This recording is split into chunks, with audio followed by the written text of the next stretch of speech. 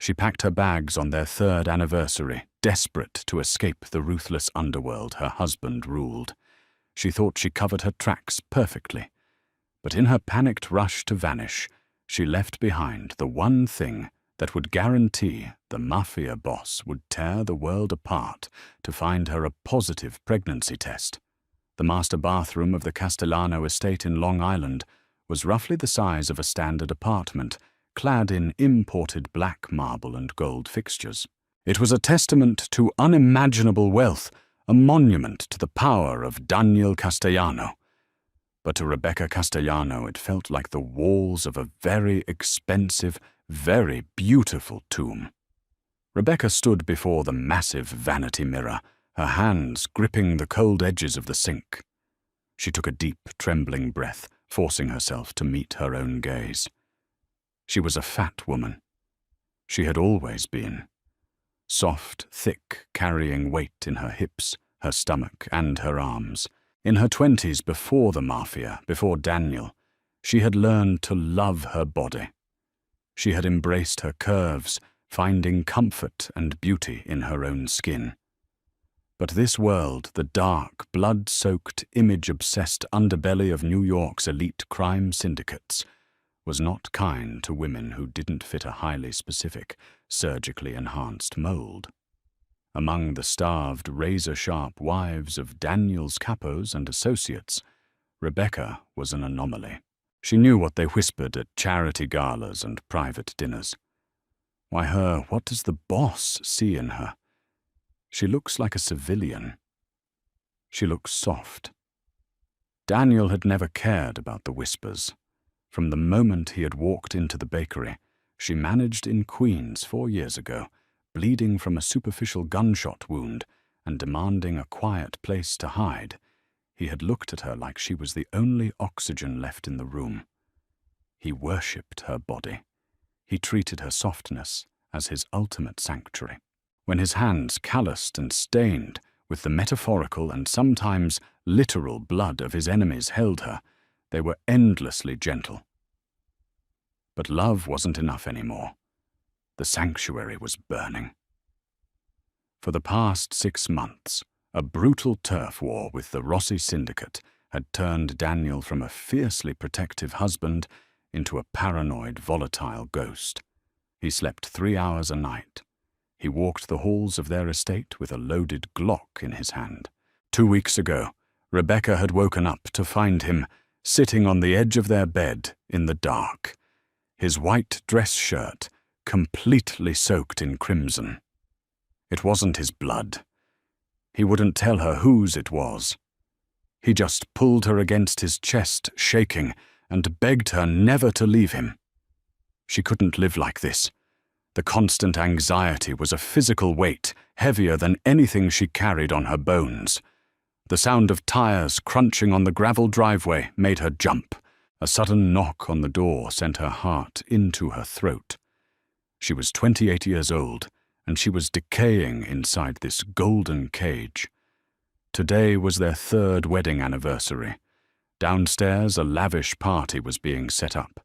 Caterers were carrying trays of champagne. Florists were arranging thousands of white roses. Daniel had insisted on the party. A show of strength, he had called it. We have to show the Rossis that the Castellano family is unbothered, untouchable. She wasn't his wife tonight. She was a prop. Rebecca looked down at the marble counter.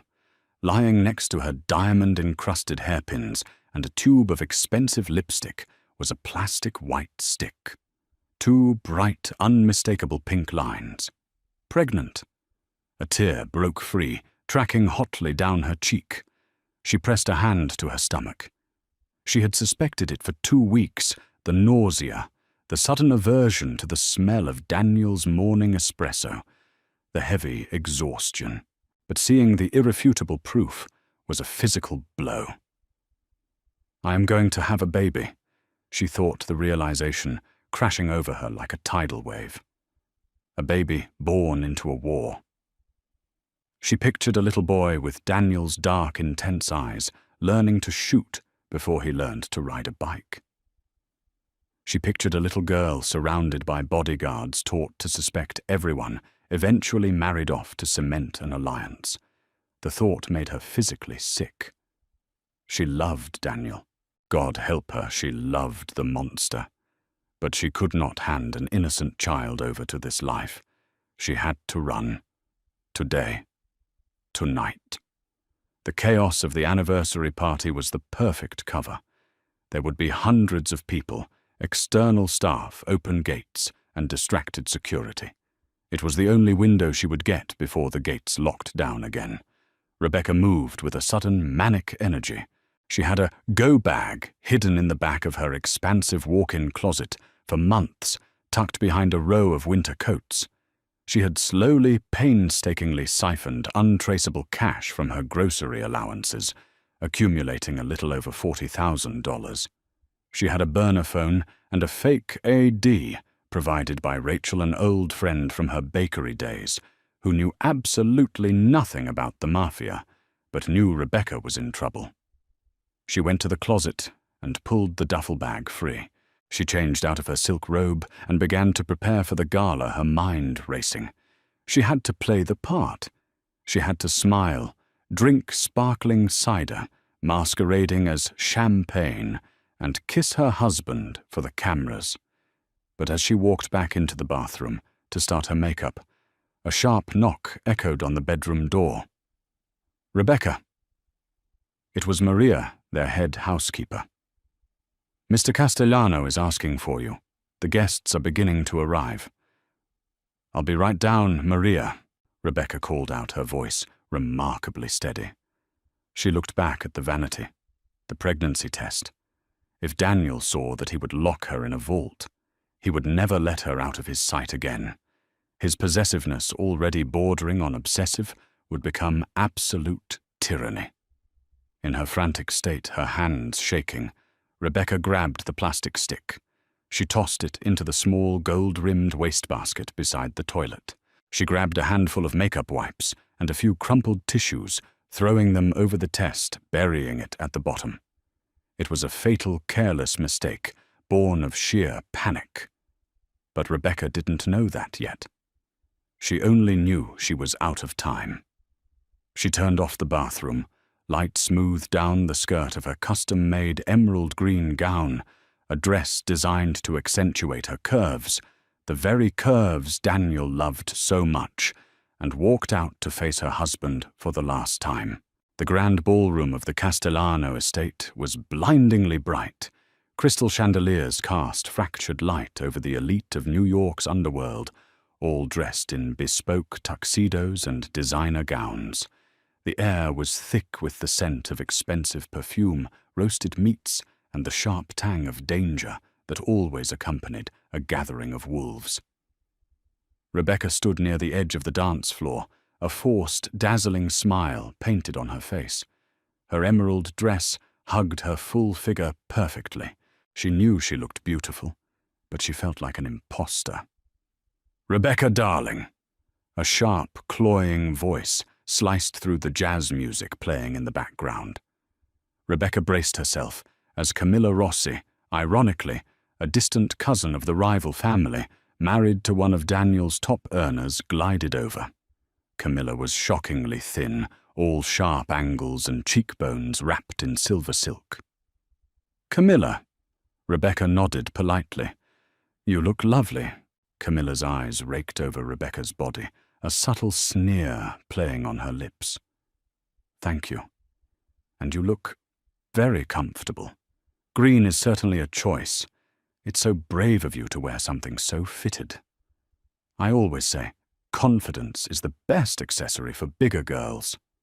The backhanded compliment stung a familiar prick of venom, but tonight it only fueled Rebecca's resolve. "Enjoy your hollow blood-soaked world," Rebecca thought. "I won't be here to deal with you tomorrow." "Excuse me," Rebecca said sweetly. "I need to find my husband." She navigated through the crowd, her eyes scanning the room.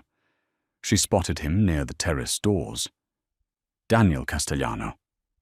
Even in a room full of dangerous men, he was the center of gravity. tall, broad-shouldered, with sharp, aristocratic features, and eyes so dark they looked like obsidian. He was speaking quietly to his underboss, Matteo. The tension radiating from Daniel's jaw was palpable. As Rebecca approached, Daniel caught sight of her. His entire demeanor shifted.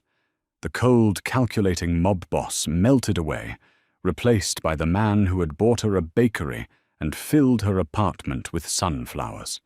He dismissed Matteo with a flick of his chin and stepped toward her, pulling her effortlessly against his chest.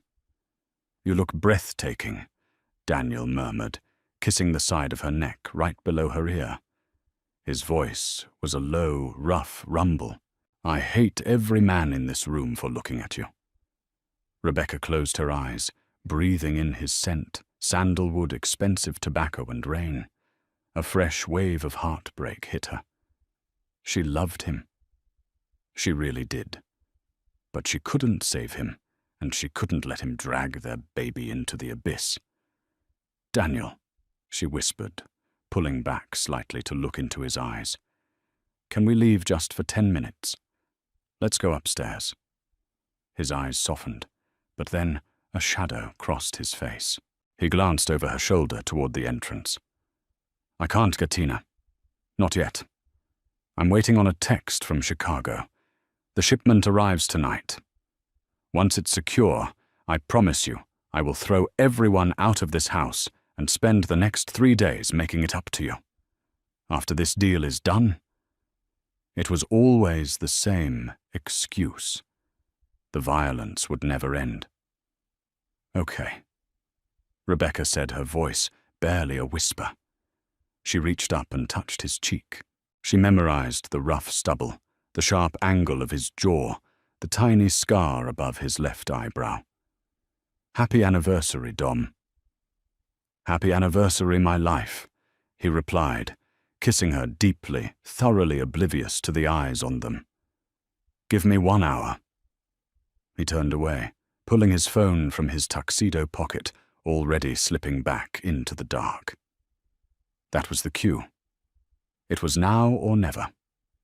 Rebecca turned and walked smoothly toward the back of the ballroom.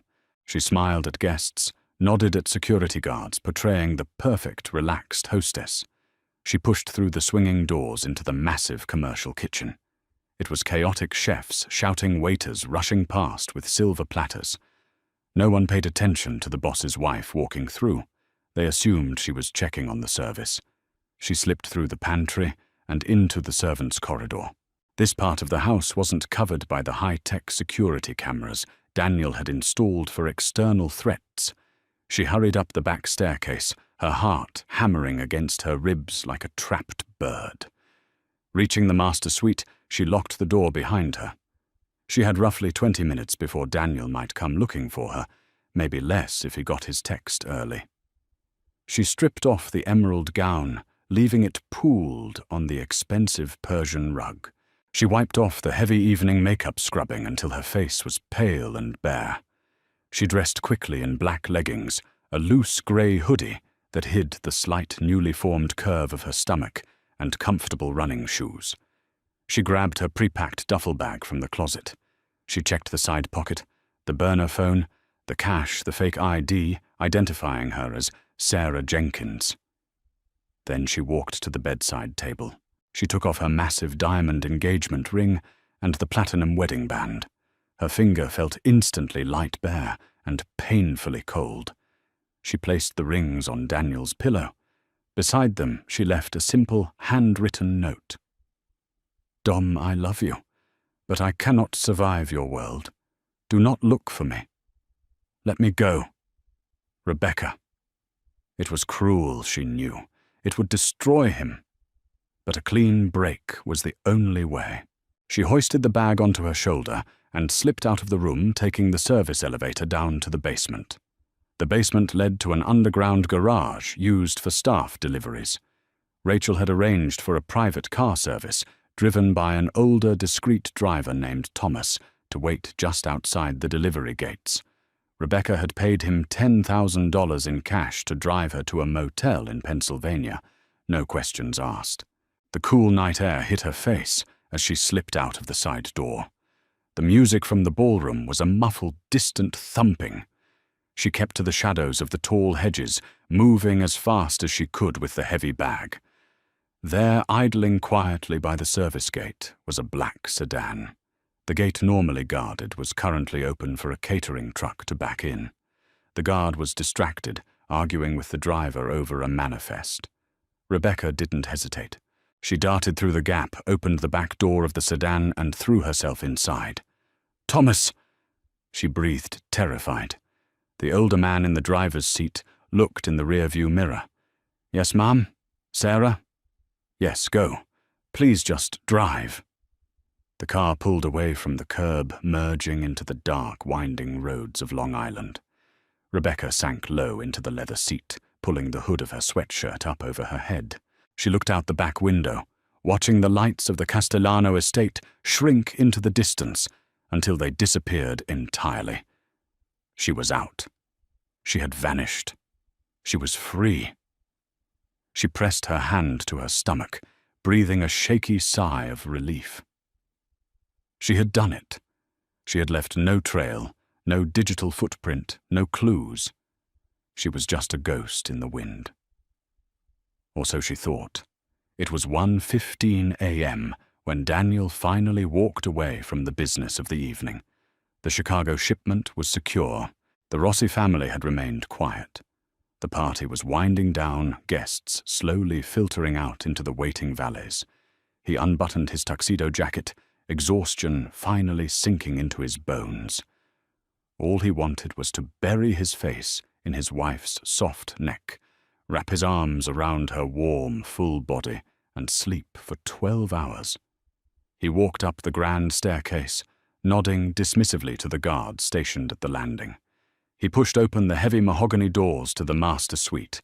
"Rebecca, amore mio, I'm sorry it took so long." The room was dark and silent. Daniel paused, his instincts, honed by years of surviving assassination attempts and betrayals, instantly flared. The air in the room felt wrong, empty. He flipped on the lights. The bed was unmade, untouched. In the center of the room, discarded carelessly on the floor, was the custom emerald gown she had been wearing just hours ago. "Rebecca." He called out, his voice sharper this time, a rough edge of panic bleeding into it. He strode into the bathroom. Empty. The closet. Empty. He walked back into the bedroom, his eyes scanning the space. That was when he saw it. The glint of diamonds on his pillow. Daniel's breath hitched. He walked slowly to the bed as if approaching a bomb. He picked up the rings. His hands, which had steadily held a gun to a man's head just a month ago without a tremor, were shaking. He saw the folded piece of paper beneath them. He read the words, "I cannot survive your world. Do not look for me. Let me go." For a full 10 seconds, Daniel stood completely frozen. The silence in the room roared in his ears. Then the shock shattered, replaced by a volcanic, world-ending rage. "Matteo!" Daniel roared, the sound tearing from his throat like a wounded animal. Within seconds, the bedroom door burst open. Matteo, gun drawn, rushed in, followed by 2 massive security guards. "Boss, what is it? Are we under attack?" Matteo barked, scanning the room. Daniel turned around. His face was a mask of pure, unadulterated terror and fury. "Lock down the estate. Nobody leaves. Not the guests, not the staff, no, not the fucking caterers. Close the gates." "Dom, what's going on?" Matteo asked, lowering his weapon, slightly confused. "She's gone!" Daniel snarled, crushing the note in his fist. "My wife is missing." Missing? Did someone take her? Was it the Rossis? "I don't know," Daniel shouted, kicking a solid oak side chair so hard it shattered against the far wall. She left her rings. She left a note. But someone could have forced her to write it. If they breached this house, if the Rossis got to her while I was downstairs drinking champagne, I will burn this entire city to the ground. Find her. Check the cameras. rip every car outside apart. The next hour was pure chaos. The Castellano estate turned into a military compound. Armed men detained terrified guests. The security footage was reviewed frame by frame, but they found nothing conclusive. The cameras showed Rebecca walking into the kitchen, but the internal servant corridors had no surveillance. There was a brief blind spot near the service gates, where a catering truck had blocked the view. Daniel paced the bedroom, his mind spiraling into dark, violent scenarios. Was she in the trunk of a car? Was she terrified? Or had she truly just walked away because she hated him, because she couldn't stand the sight of him anymore? The thought of her leaving him voluntarily was almost more agonizing than the thought of her being kidnapped. He needed to think. He needed to find a clue. He dismissed his men, ordering them to canvass the streets, and locked himself in the suite. He walked into the bathroom, splashing freezing cold water on his face. He leaned heavily on the marble counter, staring at his haggard reflection.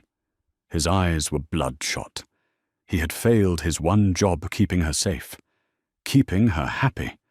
He paced the length of the massive bathroom. He needed to know what she took. He needed to understand her mindset. He turned sharply, his foot catching the edge of the gold-rimmed wastebasket beside the toilet. The basket tipped over, clattering loudly against the marble floor. Trash spilled out. Makeup wipes, a few empty bottles, crumpled tissues.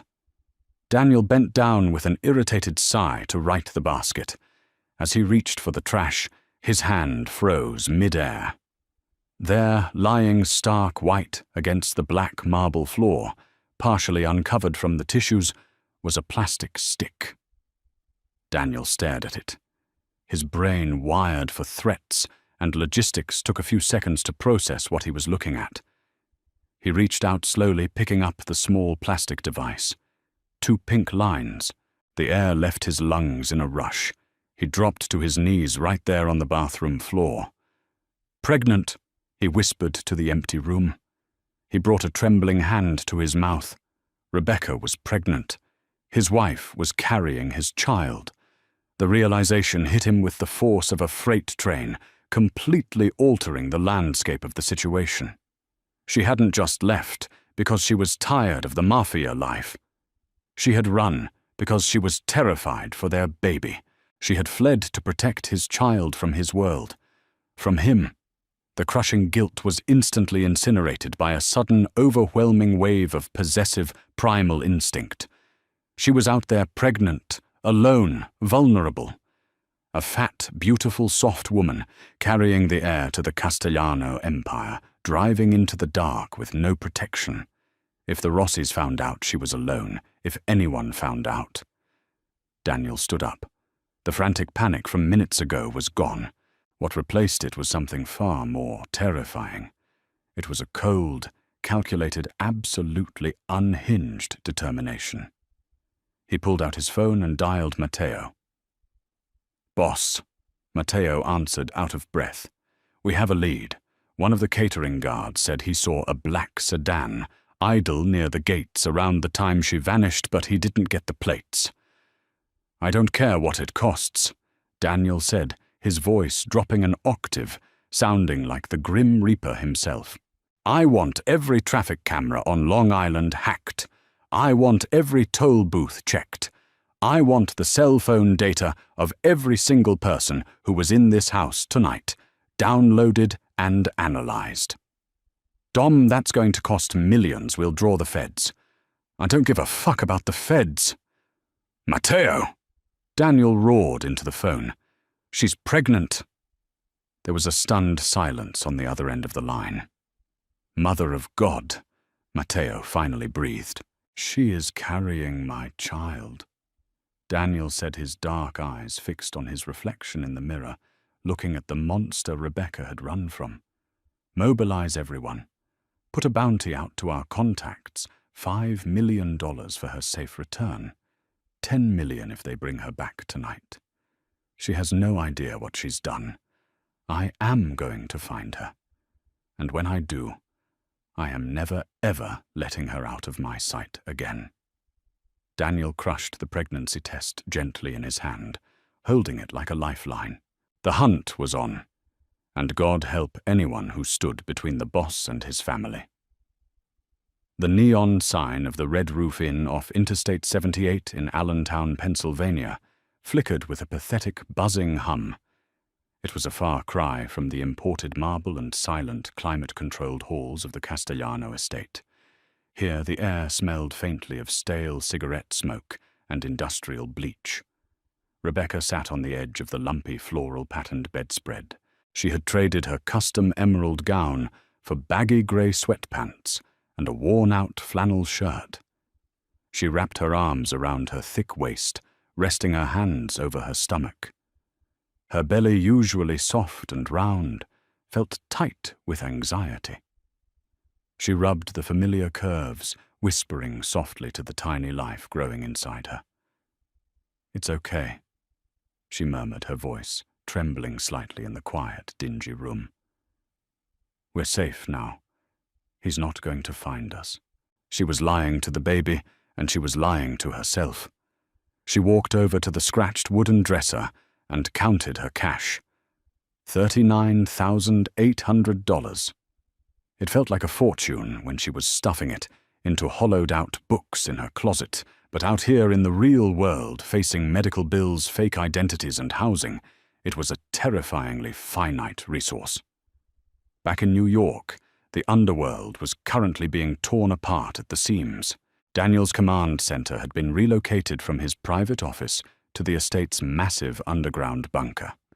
It was a room usually reserved for coordinating wars against rival syndicates. Tonight it was dedicated to a single fat, beautiful runaway. Matteo stood before a bank of glowing monitors, his face pale. Around him, a dozen of the family's top hackers and fixers were working frantically. Daniel stood at the center of the room, completely still, radiating a lethal, freezing aura. He hadn't changed out of his tuxedo pants and white dress shirt, though the bow tie was gone and the collar was ripped open. "Status," Daniel demanded, his voice dangerously soft. Matteo swallowed hard. "Boss, we've hit the city grid. We ran facial recognition on all toll booths leaving Long Island, the George Washington Bridge, and the Lincoln Tunnel." Daniel's jaw tightened. "And find her. If she trips, I want to know before she hits the ground. Nothing concrete on the facial recognition yet," Matteo admitted, flinching as Daniel's eyes snapped to him. "But we didn't just rely on cameras. We squeezed the catering staff. One of the prep cooks broke. He said he saw a black Lincoln Town car idling near the service entrance. He gave us a partial plate." Daniel stepped forward, resting his heavy ringed hands on the metal table. "Run it." "We did. It belongs to a private, off-the-books transport service in Queens, run by an old-timer named Thomas Shelby. No relation to the TV show, just a local guy. Known for driving high-end clients who want zero paper trail." "Bring him to me," Daniel ordered. "Boss Vincent and Leo already grabbed him. He's in the warehouse." Daniel didn't say another word. He turned on his heel and strode out of the bunker. The drive to the warehouse in Brooklyn took 20 minutes. When Daniel walked through the rusting metal doors, the temperature in the room seemed to drop 10 degrees. Thomas, a heavy-set man in his late 60s, was strapped to a metal chair. He was bleeding from a split lip, but he looked more terrified than physically broken. Vincent stood nearby, cracking his knuckles. "Leave us," Daniel commanded. The heavy steel door clattered shut as his men exited. Daniel slowly pulled a metal folding chair and sat directly in front of the terrified driver. For a long moment, he just looked at him.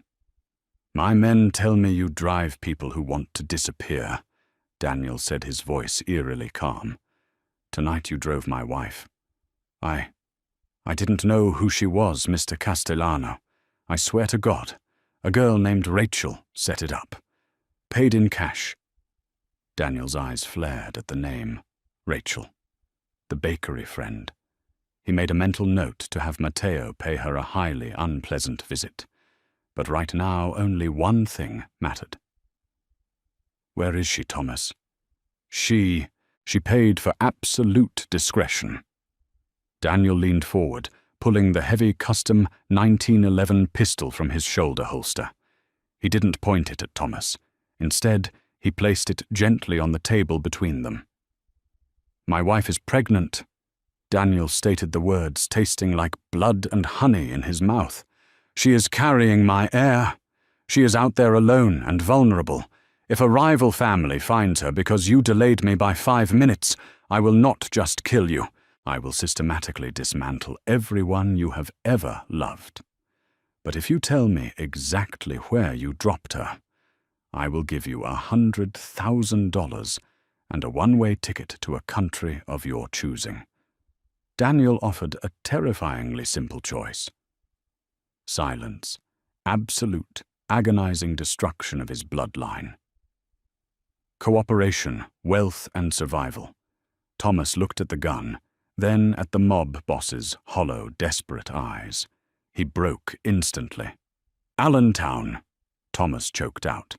Pennsylvania, a Red Roof Inn right off the highway, room 114. I dropped her there at 3 in the morning. Daniel stood up, holstering his weapon. Get him his money. Put him on a plane. He ordered his men through the door. He pulled out his cell phone, dialing his pilot. Fuel the jet. We're flying to Pennsylvania. The morning sun filtered through the cheap blinds of room 114, casting harsh lines of light across Rebecca's face. She hadn't slept. Every time she closed her eyes, she saw Daniel's face, not the monster, but the man who would kiss her soft stomach and tell her she was his entire world. She forced herself out of bed. The nausea hit her like a physical blow. She rushed to the tiny linoleum-tiled bathroom, emptying the meager contents of her stomach into the toilet. She sat back on her heels, wiping her mouth with a scratchy towel, tears prickling her eyes. She needed prenatal vitamins. She needed real food. She couldn't just hide in this room forever. Pulling her grey hoodie up and throwing on a pair of oversized dark sunglasses, Rebecca grabbed her purse. She stepped out into the crisp Pennsylvania morning. The air here didn't smell like ocean salt and wealth. It smelled like exhaust fumes and diner coffee. She walked 2 blocks to a local CVS pharmacy. She kept her head down, avoiding eye contact with the few locals out on the street. Her thick thighs rubbed together rhythmically. As she walked, a familiar friction she usually didn't mind. But today, it just made her feel slow, vulnerable. Inside the brightly lit pharmacy, she navigated the aisles until she found the family planning section. She grabbed 2 bottles of high-grade prenatal vitamins, a bottle of water, and some saltine crackers to settle her stomach. She approached the checkout counter. The cashier, a bored-looking teenager, snapping a piece of pink gum, barely looked up. "That'll be $42.16, the teenager droned. Rebecca reached into her bag, pulling out a $50 bill. As the cashier handed back her change, Rebecca glanced up at the small television mounted in the corner of the store. It was tuned to a local news station. Her blood ran ice cold. There, flashing on the screen, was a picture of her. It wasn't a mugshot or a paparazzi photo. It was a beautiful, candid photo Daniel had taken of her, laughing on his yacht last summer in Capri. The headline beneath it blared in bright yellow, "Missing New York Socialite, Rebecca Castellano.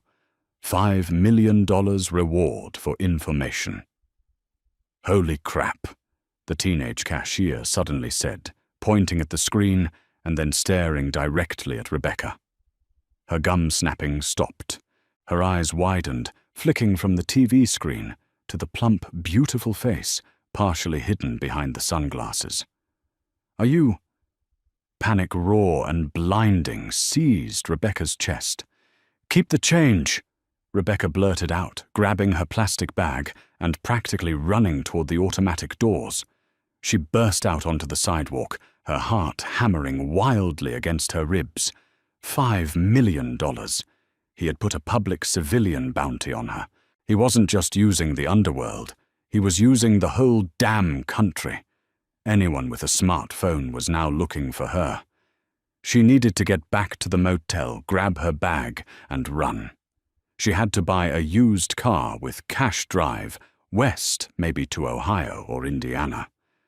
She hurried down the street, her breath coming in short, harsh gasps. Her body, soft and unaccustomed to running, protested loudly.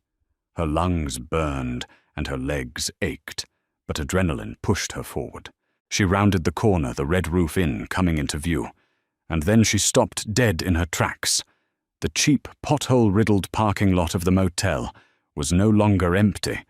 3 massive matte-black Cadillac Escalades were parked at sharp angles, completely blocking the entrance and exit. Men in dark suits were swarming the property. Rebecca ducked behind a large oak tree on the adjacent property line, her hand flying to her mouth to stifle a sob. She watched in absolute terror as room 114's door was violently kicked open. 2 armed men rushed inside. A moment later, they emerged, shaking their heads. Then the back door of the lead Escalade opened. Daniel stepped out onto the cheap asphalt. He looked like an avenging god descending into hell. He was no longer in his tuxedo. He wore black slacks and a fitted black turtleneck, a dark wool overcoat draped over his broad shoulders. He looked utterly exhausted, his face pale and drawn, but his eyes were scanning the perimeter with the terrifying precision of a predator. He was here. He found her in less than 12 hours. Rebecca pressed her back against the rough bark of the tree, sliding down until she was sitting in the damp grass. She curled her knees to her chest, her hands wrapped tightly around her stomach. He's going to take me back. He's going to lock me away. My baby will be born into a war zone. She had to move. The woods behind the motel led to a residential neighborhood. If she could just slip through the trees, maybe she could flag down a taxi or steal a bicycle. It was pathetic, but it was all she had. She pushed herself up her knees, trembling. She took 1 step backward, stepping heavily on a dry, dead branch. Crack. The sound echoed like a gunshot in the quiet morning air. By the Escalades, Daniel's head snapped toward the tree line. His dark eyes locked onto the exact spot where she was hiding. "There!" Vincent shouted, pointing toward the trees. Rebecca didn't think. She just turned and ran.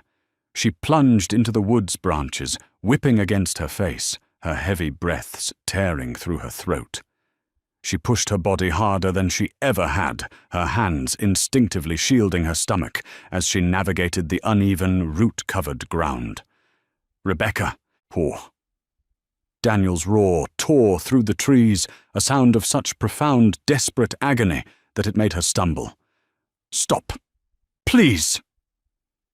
She ignored him, pushing through a thicket of thorn bushes, the sharp briars tearing at her sweatpants and scratching her legs.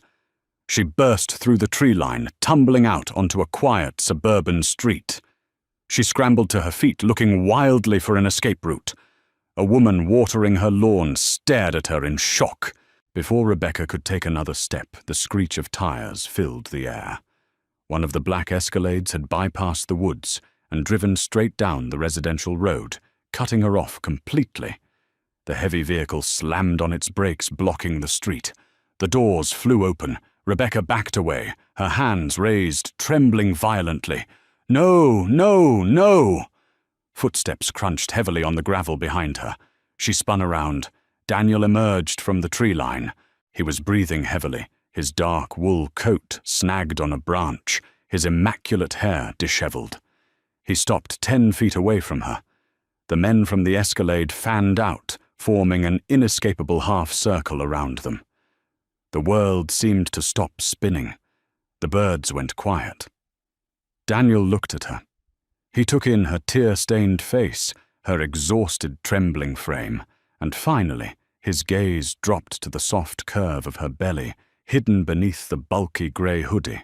When he looked back up at her face, the ruthless Mafia Boss was gone. In his eyes, there was only the shattered, terrified man who loved her. "You ran," Daniel whispered, his voice cracking, stepping slowly toward her, as if she were a wild animal about to bolt. "You took my heart, you took my child, and you ran into the dark." Rebecca trembled, her back pressed against the cold metal of a parked station wagon, nowhere left to run. Daniel stood 10 feet away, the undisputed king of New York's underworld, looking entirely shattered. His men, usually stoic and unmoving, shifted uncomfortably, turning their backs to give their boss a sliver of privacy on the quiet suburban street. "Daniel, don't," Rebecca pleaded, her voice cracking. She wrapped both arms protectively over her soft, round stomach, her oversized grey hoodie doing nothing to hide the gesture. "Don't take me back there. You can have anything you want in this world, but you can't have this. I won't let you turn my child into a target." Daniel didn't step closer. Instead, right there on the damp Pennsylvania asphalt, the ruthless Mafia Boss dropped heavily to his knees. The sight was so jarring, so completely foreign to everything Daniel Castellano was, that Rebecca gasped.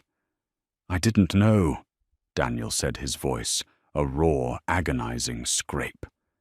He looked up at her, his obsidian eyes glassy with unshed tears. "Rebecca, I swear on my soul I didn't know you were pregnant. If I had known, I would have burned the city to the ground a month ago just to buy you peace. You think I want my heir growing up the way I did? You think I want our baby learning to check under the car for explosives before they learn to drive? Then let us go," she cried, a tear finally spilling over her eyelashes. "You live in a war zone. Dom, last week you came to bed with someone else's blood on your shirt. I can't be the soft, fat, happy wife waiting for you in a mansion while you slaughter people, and I will not let a baby be born into a house where the doors are locked from the outside." Daniel swallowed hard, his hands resting on his thighs. "The blood on my shirt. It was Lorenzo Rossi's. He tried to ambush Matteo in the warehouse district. I killed him to protect my underboss. It was the last hit, Rebecca. The absolute last. There is always a last hit, Daniel. It never ends. It ended last night," he stated firmly, his voice suddenly shifting from desperate to intensely focused. "Why do you think I was downstairs waiting for that text from Chicago? Why do you think I ignored you on our anniversary?" Rebecca blinked, confused. "You were receiving a shipment, weapons, or drugs." "I was receiving a wire transfer confirmation," Daniel corrected, slowly reaching into his dark wool overcoat. Rebecca flinched, but he only pulled out a folded sheaf of heavy watermarked paper. He tossed it onto the asphalt between them. "I sold it, Rebecca. All of it. The ports, the unions, the protection rackets, the gambling rings. I sold my entire territory to the Chicago outfit." Rebecca stared at the papers, fluttering gently in the morning breeze, her mind struggling to comprehend his words. You sold the syndicate. You wanted a real private name to prove I'm serious. Look at the letterhead." Daniel urged, his eyes locked onto hers. "I hired Baker McKenzie, the largest corporate law firm in the world. I had a team of 300 legitimate lawyers working around the clock for 6 months to structure a massive legal buyout. The money was routed through 12 different shell companies and landed in a blind trust in Geneva last night at 1 a.m. That's what the celebration was for. That's why I was downstairs. I was securing our exit." The world seemed to tilt on its axis. Rebecca stared at him, her chest heaving. "You're lying. Nobody just walks away from the commission. They do when they hand over a $2 billion empire on a silver platter," Daniel said quietly. "I did it for you, because I knew the cage was killing you, because I wanted to sit in a quiet kitchen and watch you bake bread and never have to carry a gun again. I was coming upstairs to tell you we were leaving for Europe today, but you were already gone." Guilt, sharp and sudden, pierced Rebecca's heart. She looked down at her heavy, soft body, then back up to the man kneeling before her on the street. He had given up his crown, his power, everything he had built, just so she could feel safe. "Dom," she whispered, taking a hesitant step toward him.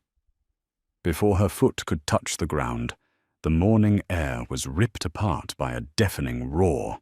A heavy armor-plated grey SUV came tearing around the corner of the suburban street, its tires shrieking against the pavement. The tinted windows dropped. The glint of automatic weapons caught the morning sun. The Rossi family hadn't been defeated. They had been tracking the chaos. They had followed the sudden massive movement of Castellano's men and Daniel's private jet right to Pennsylvania. "Boss, get down!" Vincent screamed, drawing his weapon. Time dilated. Daniel didn't draw his gun. He didn't dive for cover. His only instinct, honed by a singular obsessive love, was to protect the woman standing in front of him. He lunged forward with explosive speed. He hit Rebecca's waist, tackling her backward into the thick, overgrown grass of the residential lawn, wrapping his massive frame entirely over her soft body. He cradled the back of her head, pressing her face into his chest, entirely shielding her pregnant stomach with his own torso. The street erupted into a terrifying symphony of violence. Automatic gunfire shattered the quiet neighborhood. Windows blew out of the parked cars. Daniel's men returned fire with ruthless, trained precision. Rebecca screamed, her hands clutching frantically at Daniel's turtleneck, as the deafening cracks of gunfire echoed around them. She felt the heavy thump of Daniel's heart against her cheek, steady and strong. Then she felt his body violently jolt. A sickening thwack sounded right above her ear. Daniel let out a sharp, breathless grunt, his grip on her tightening to the point of bruising. "Dom!" Rebecca shrieked, struggling beneath him. "Daniel, stay down!" He roared, his voice strained and tight with sudden agony. He didn't budge an inch, remaining a human shield over her and their unborn child. The firefight lasted less than 30 seconds, but it felt like hours. The heavy-caliber rounds from Vincent and Leo's weapons decimated the Rossi SUV. The engine block cracked hissing steam, and the vehicle slammed into an oak tree. The firing abruptly stopped, replaced by the eerie sound of car alarms and hissing radiators. "Clear!" Vincent shouted, kicking the weapons away from the motionless bodies inside the SUV. "Street is secure. We have locals calling the cops, boss. We have 90 seconds before sirens." Rebecca pushed against Daniel's chest. "Dom, let me up. Let me see you." Daniel slowly rolled off her, grimacing. Rebecca scrambled to her knees, her hands frantically checking his face, his chest. Then she saw it. A dark, spreading stain of crimson, soaking into the upper left shoulder of his black turtleneck. "You're shot!" she gasped, her hands shaking violently as they hovered over the wound. "Oh my God, you took a bullet for me." "It's a through and through." Daniel gritted out his face, pale. He reached out with his good arm, gripping her thick thigh to steady himself. "It didn't hit the bone. Are you hurt? Did anything hit you?" "The baby?" "No, I'm fine. We're fine." She sobbed, tears streaming freely down her face now. "You stupid, beautiful idiot, you shielded me." "Always," he whispered, pressing a bloody kiss to her forehead. "I will always shield you." The interior of Daniel's private medical helicopter smelled of antiseptic and adrenaline. The thumping of the rotors vibrated through Rebecca's bones. They had barely made it out of the Pennsylvania suburbs before the local police arrived, whisked away to a private airfield where Daniel's discreet medical team was waiting. Daniel lay on the leather gurney, his shirt cut away, a thick white pressure bandage taped tightly over his shoulder. He was pale from blood loss, but his dark eyes never left Rebecca, who sat in the seat right beside him, her soft hand clamped tightly in his uninjured one.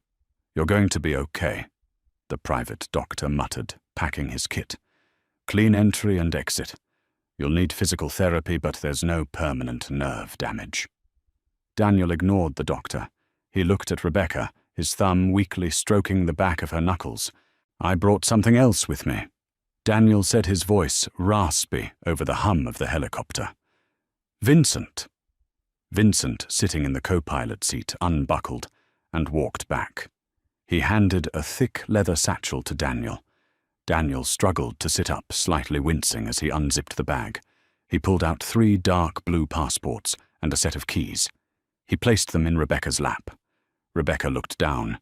The passports were legitimate, issued by the Swiss government. One had Daniel's face with a new name. One had her face with a new name. The third was blank, waiting for a birth certificate. "The Baker McKenzie Trust documents are in there too," Daniel said quietly, "along with a deed to a vineyard in Tuscany. Fully staffed, completely off the grid, and heavily secured by private contractors. It's yours, Rebecca."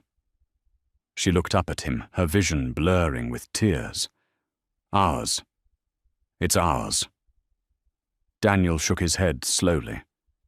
"If you want it to be. But I meant what I said on the street. I am out of the life. I am a civilian now. But I know what I put you through. I know I terrified you. If you still want to run, if you still think I am a danger to you or our baby—" He swallowed hard, the vulnerability in his eyes more painful to witness than the gunshot wound. "I will let you go. The money is in your name. The property is yours. You can take the jet anywhere in the world, and I swear to you, on my life, I will never track you down again. I will stay in New York, and I will wipe the Rossi family off the face of the earth so they can never look for you. And then I will leave you in peace." He was giving her the ultimate choice. The gilded cage was truly broken. The door was wide open, and he was handing her the map to fly away. Rebecca looked at the passports. She looked at her soft stomach. Then she looked at the man who had taken a bullet for her, who had dismantled an empire of blood just to see her smile, who worshipped her body and her soul with an intensity that burned brighter than the sun. She picked up the Swiss passports.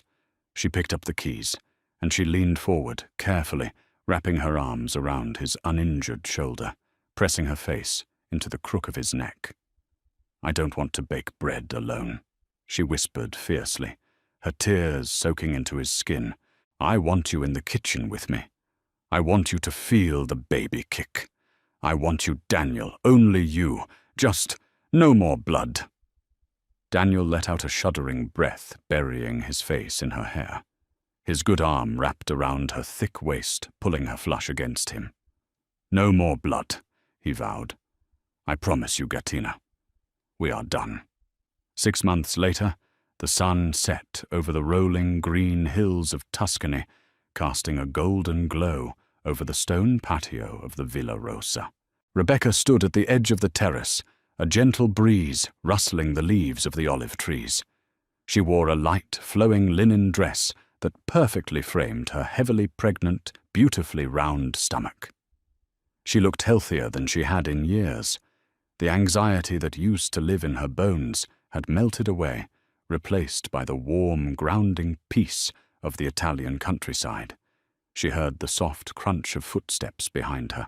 A pair of strong arms wrapped around her waist from behind a warm chest pressing against her back. Large hands, completely devoid of calluses or weapons, rested lovingly on her swollen belly. "He's kicking again," Daniel murmured, kissing the side of her neck.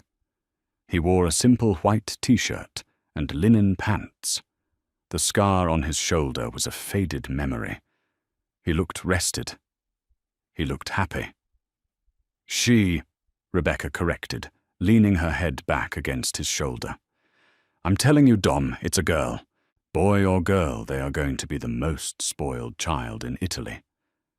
He smiled, pressing another kiss to her cheek. They stood together in the fading light, watching the horizon. There were no sirens. There were no bodyguards at the door.